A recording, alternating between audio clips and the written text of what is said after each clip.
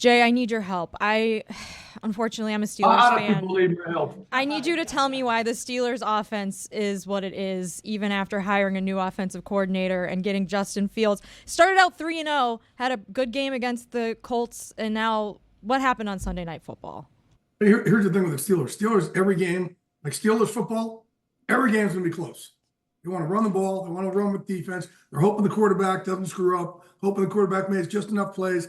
That is my team football. That's what it is. And when they brought Justin Fields and Russell Wilson, they told both of them, this is how it's going to be. It's not going to be a high-flying offense. We're not going to be out there trying to throw for 450 yards.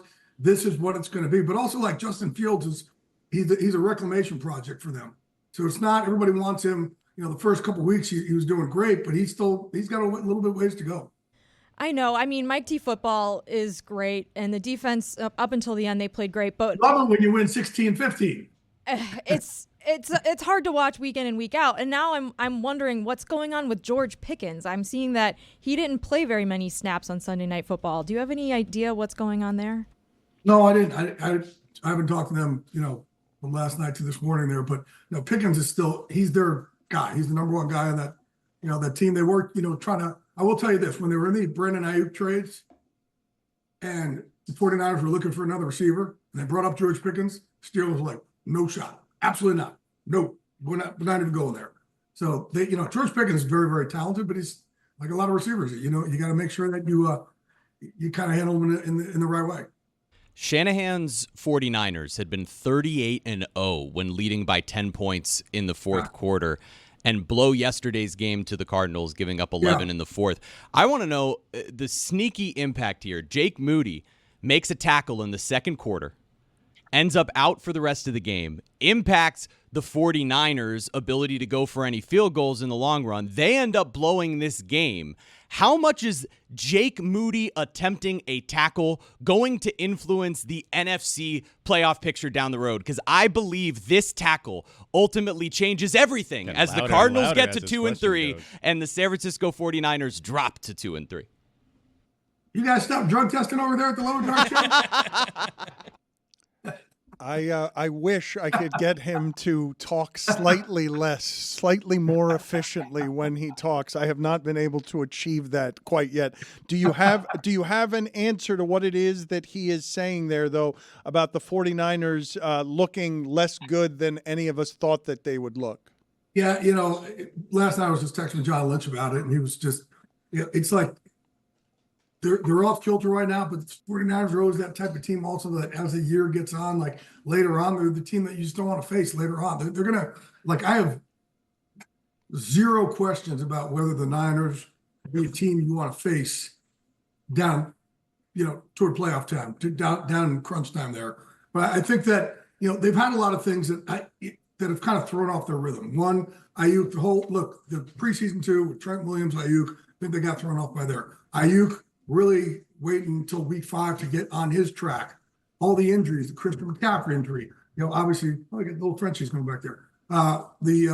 Kittle, Warner, they've had so many different injuries there also. But when it comes time to it, man, a Kyle Shanahan team is going to be a dangerous team later on. But without Christian McCaffrey, and you've got people suggesting that maybe it might be a very serious injury long term, might even be the same player. The problem is, with that injury is kind of this inflammation. Like you don't really decide when it's there and when it goes. And also like it can come back fully. Like he could be great and all of a sudden, boom, it could just grab again. It's so kind of a weird injury. What do you make of Devante Adams putting up Edgar Allan Poe on his social media? What do you put up? I don't follow. I try not to follow social media anymore, man. That's what my wife is for. She looks at all that crap. Well, people assume that it's because, quote, the Raven evermore, that it's the poem. What are you making faces at? He's not going to go to the Ravens. No, not going to go to the Ravens. That's what we're saying. But here's the thing. Davante, like last Sunday, is that what we put up? Last Sunday,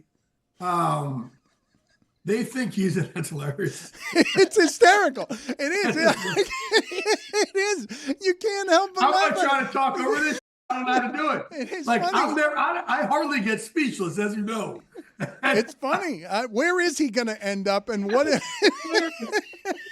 both the Raven guy even off my more. screen, man. Yeah, it's just and then I wanted to say something snarky there, where I'm like, that's why I'm not on social media. Like, hey, what is social media going to say? If I say something bad about Edgar Allan Poe, I'm not going to get that wrath. He comes in Sunday. You don't want the Poe zealots to come out after you. They're right, like the they're worse posers. than the Swifties. Everybody knows Yeah. that. Rest in power. We don't want the posers attacking me. Leave me alone. So comes crushed Sunday, and like last Sunday, everything's fine. Before the game, during the game, after the game, great. He comes in Monday morning. He calls up. He texts Antonio Pierce like, "Hey, I need to meet with you." And AP thought it was about the hamstring, and all of a sudden he's like, "Hey, I'm out. You got to get me out. I don't want my career ending like this. I'm gone. I'm out." And instead of saying, "Well, we'll see. We'll decide," they just kind of granted it and let teams know it's a 2+ if you want it. But I'll say this: there are people in the organization. There are teams that called about Davante. The Jets did. The Niners did. All these teams in the preseason. And Tom Telesco, their general manager, said, I got to give Antonio time with him. We got to give AP a chance. But there are other people in the organization who said, man, we should trade him because we don't have that quarterback of the future, and he's going to get frustrated. And eventually this is going to lead to this anyway. So let's kind of do it. However, with that said, look, the Jets are in, the Saints, they're in, Steelers play them next week. So maybe they'll look at it also. The Ravens, though, love their team chemistry. I don't see the Ravens making this move.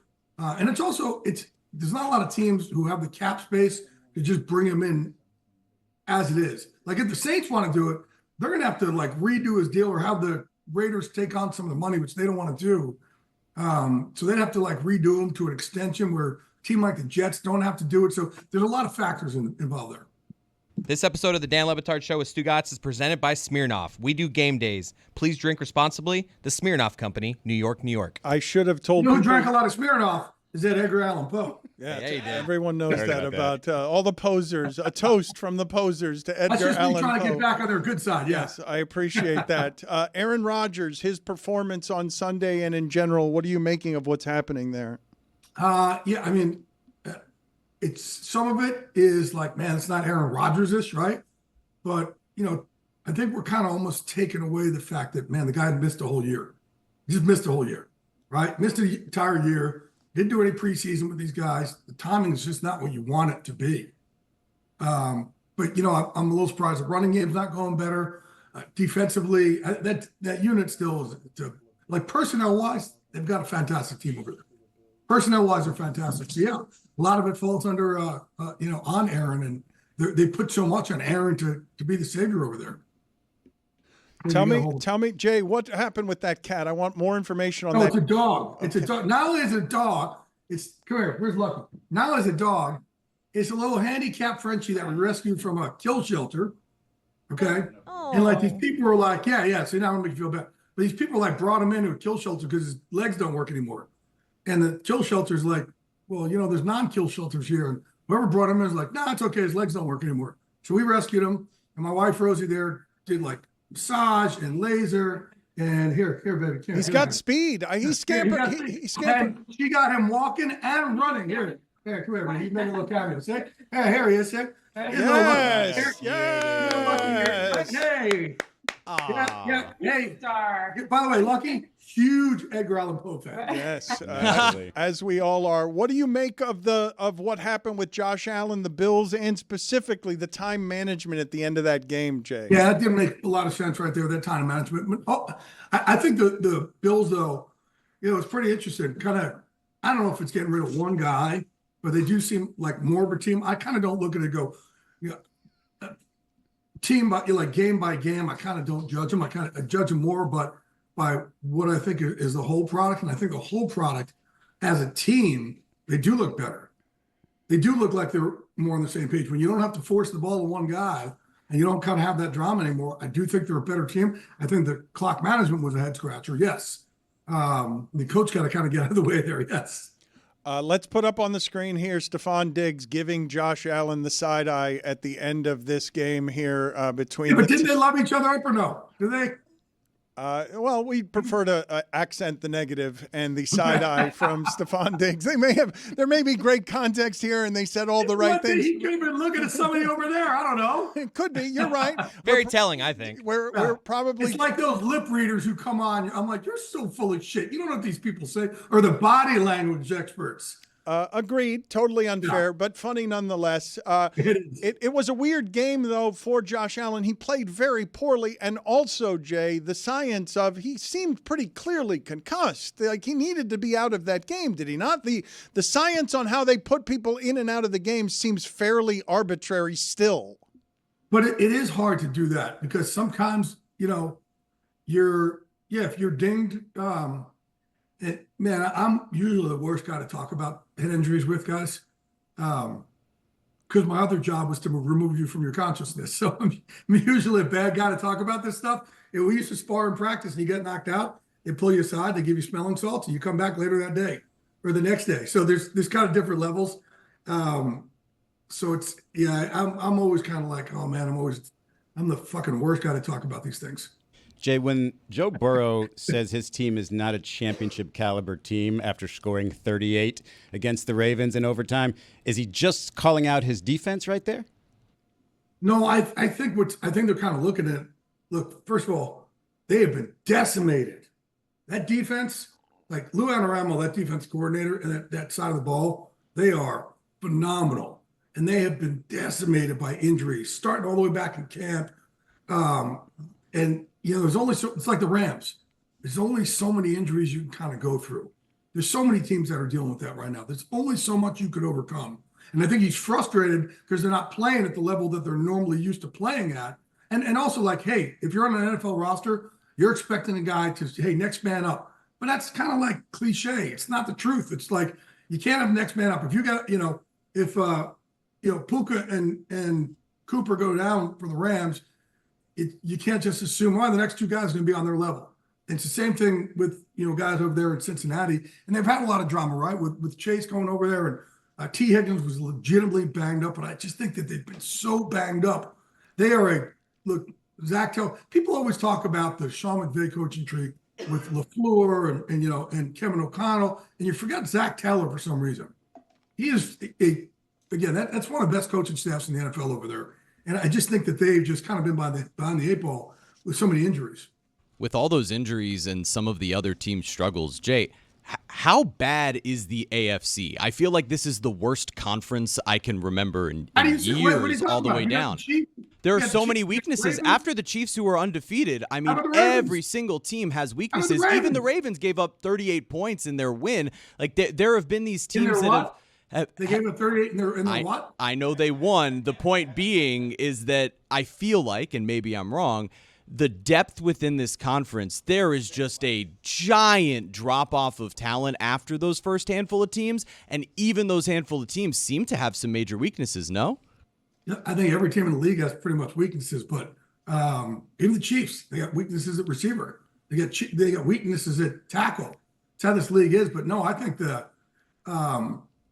Chiefs, they're going to, as they get healthier too, at the receiver position, they'll get better if they get more depth over there. If they figure out their tackle situation more. But the Ravens, man, no, that place is a culture of violence. They are, and plus too, like, they got like pick your poison. Now that they got Derrick Henry rolling like that, like, who are you going to focus on? You can focus on Derrick, you're going to focus on Lamar, but you're expecting everybody else to play like, man, they're the 72 Dolphins every single game. That's not how this league is. But I think the Bills too. I think the Bills are, besides a brain fart and that some time management over there, I think the Bills are a team who are up here when it comes to ranking the teams in the NFL. Jay, good talking to you as always. I don't think that the Ravens can have a culture of violence if the Steelers have the culture of violence. You said last week that they can't both have the culture of violence. One of them needs to have the culture of violence. It's not exclusive. It is exclusive. Jay, it's got Jay. No, it's not copyrighted.